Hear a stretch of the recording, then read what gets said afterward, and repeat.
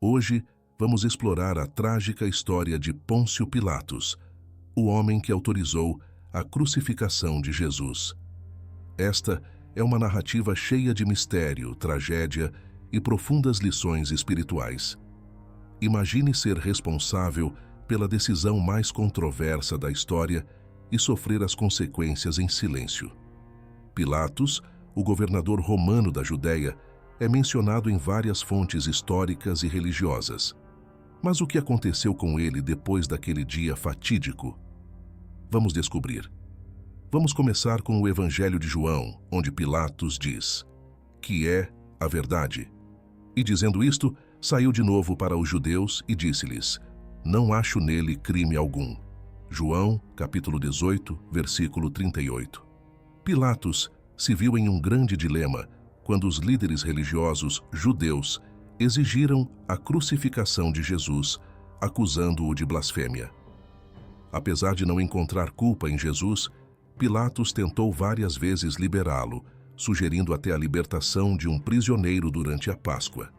No entanto, a multidão escolheu Barrabás em vez de Jesus. No Evangelho de Mateus, capítulo 27, versículos 15 a 26, lemos: "Ora, por ocasião da festa, costumava o governador soltar um preso, escolhido pelo povo. E tinham então um preso bem conhecido, chamado Barrabás. Pilatos perguntou à multidão: Qual quereis que eu vos solte, Barrabás ou Jesus, chamado Cristo?" Apesar de sua relutância, Pilatos sucumbiu à pressão da multidão, lavando simbolicamente as mãos e entregando Jesus para ser crucificado. Esse gesto é um exemplo clássico de covardia e injustiça que ressoaria ao longo da história. Ele sabia que estava condenando um homem inocente, mas temeu mais a revolta do que a justiça. No Evangelho de Lucas, capítulo 23, versículo 2, os líderes religiosos acusam Jesus de incitar revolta contra Roma, dizendo: "E começaram a acusá-lo, dizendo: Achamos este pervertendo a nossa nação e proibindo pagar tributo a César, e dizendo que ele mesmo é Cristo, o Rei." A instabilidade política na região de Jerusalém, especialmente durante a celebração da Páscoa, aumentou a tensão. Pilatos estava em uma posição difícil. Se liberasse Jesus, poderia enfrentar uma rebelião judaica. Se o condenasse, autorizaria a morte de um homem que considerava inocente. Ele tentou equilibrar a justiça com a manutenção da ordem pública, mas acabou falhando em ambos. Enquanto Pilatos julgava Jesus, recebeu um aviso de sua esposa Cláudia Prócula, que teve um sonho perturbador. Ela o alertou para não se envolver com aquele homem justo.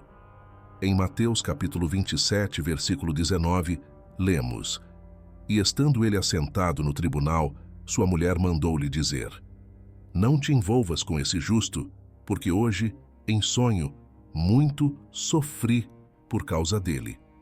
Muitos acreditam que foi uma intervenção divina tentando impedir a crucificação.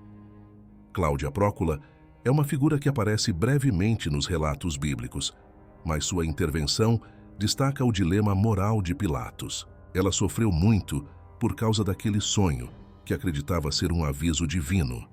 Ignorar esse aviso seria um erro que perseguiria Pilatos para sempre.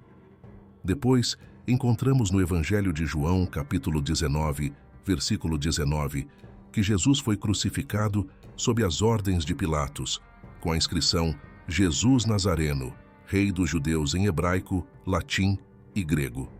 E Pilatos escreveu também um título e o colocou sobre a cruz, e nele estava escrito: Jesus Nazareno, Rei dos Judeus.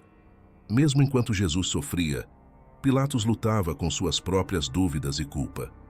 Ele sabia que estava cometendo uma injustiça, mas estava mais preocupado em manter a paz.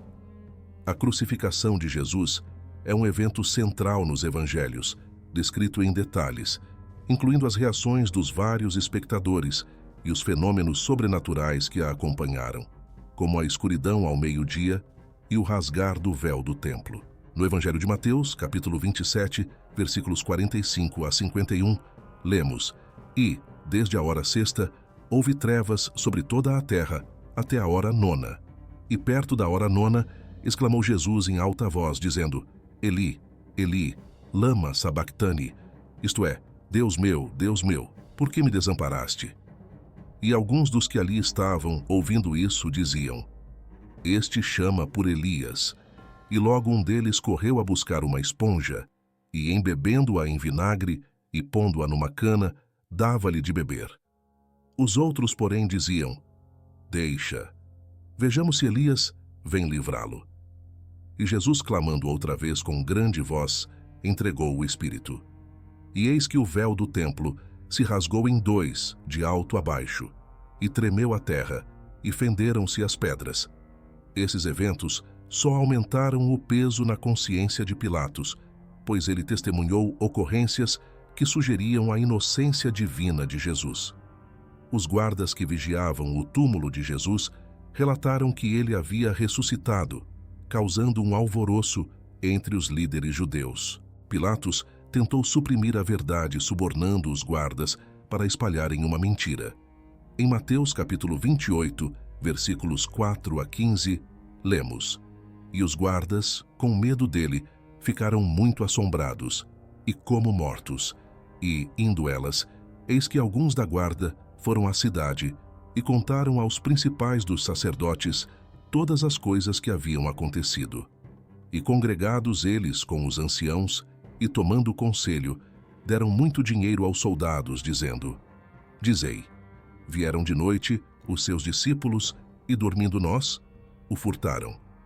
E, se isso chegar a ser ouvido pelo governador, nós o persuadiremos, e vos poremos em segurança. Mas a notícia da ressurreição se espalhou rapidamente, aumentando o tormento de Pilatos. A ressurreição é o evento central da fé cristã, afirmado veementemente pelos evangelhos e pelas epístolas do Novo Testamento. O apóstolo Paulo nos lembra da importância da ressurreição em 1 Coríntios capítulo 15, versículos 3 a 8. Porque, primeiramente, vos entreguei o que também recebi, que Cristo morreu por nossos pecados, segundo as Escrituras, e que foi sepultado, e que ressuscitou ao terceiro dia, segundo as Escrituras, e que foi visto por Cefas e depois pelos 12. Depois foi visto uma vez por mais de 500 irmãos, dos quais vive ainda a maior parte, mas alguns já dormem também. Depois foi visto por Tiago, depois por todos os apóstolos. E por derradeiro de todos, me apareceu também a mim, como a um abortivo. Para Pilatos, a ressurreição representava uma crise de legitimidade. Se Jesus realmente ressuscitou, não só validava as reivindicações de divindade de Jesus, mas também significava que Pilatos condenou um homem inocente à morte. Pilatos foi chamado de volta a Roma para explicar suas ações na Judéia. Ele já era impopular devido à sua repressão brutal e insensibilidade às tradições judaicas. Foi removido do cargo após um incidente envolvendo o massacre de samaritanos no Monte Gerizim. Em Roma, Pilatos enfrentou uma investigação rigorosa e sua carreira política chegou ao fim. Este versículo destaca o ato simbólico de Pilatos de lavar as mãos, tentando se eximir da responsabilidade pela morte de Jesus. No entanto, este gesto não aliviou o fardo moral que ele carregava. Pilatos foi exilado e, segundo algumas tradições, cometeu suicídio, incapaz de suportar o peso de suas ações e a humilhação de seu exílio. Eusébio de Cesareia, um historiador da Igreja do século IV, menciona que Pilatos se suicidou durante o reinado de Calígula. Outras tradições sugerem que ele se converteu ao cristianismo antes de morrer. A história de Pilatos oferece profundas reflexões teológicas. Ele ficou diante do Filho de Deus, mas falhou em reconhecer a verdade. Sua incapacidade de agir com justiça é um exemplo da falibilidade humana. A história de Pilatos nos desafia a considerar nossas próprias decisões e a coragem necessária para seguir a verdade. O apóstolo Paulo nos lembra em Romanos capítulo 14, versículo 12. Assim, pois, cada um de nós dará conta de si mesmo a Deus. Este versículo nos lembra que todos nós prestaremos contas de nossas ações a Deus. A figura de Pilatos serve como um aviso sobre os perigos de ser influenciado pela pressão externa em detrimento da justiça e da verdade. Em Provérbios capítulo 29, versículo 25, encontramos um versículo que diz: "O receio do homem armará laços, mas o que confia no Senhor será posto em alto retiro." Este versículo destaca o perigo de temer os homens e a importância de confiar em Deus. Pilatos, temendo a multidão e as consequências políticas, tomou uma decisão que o perseguiu pelo resto da vida. Vamos fazer uma oração. Senhor, ao refletirmos sobre a vida e as ações de Pôncio Pilatos, pedimos que nos conceda sabedoria e coragem para sempre agir com justiça e verdade. Ajuda-nos a resistir à pressão externa e a buscar a Tua vontade em todas as nossas decisões. Que possamos aprender com os erros do passado e viver vidas que glorifiquem o Teu nome. Em nome de Jesus. Amém. Se este momento foi valioso para você, peço seu apoio aqui ao canal.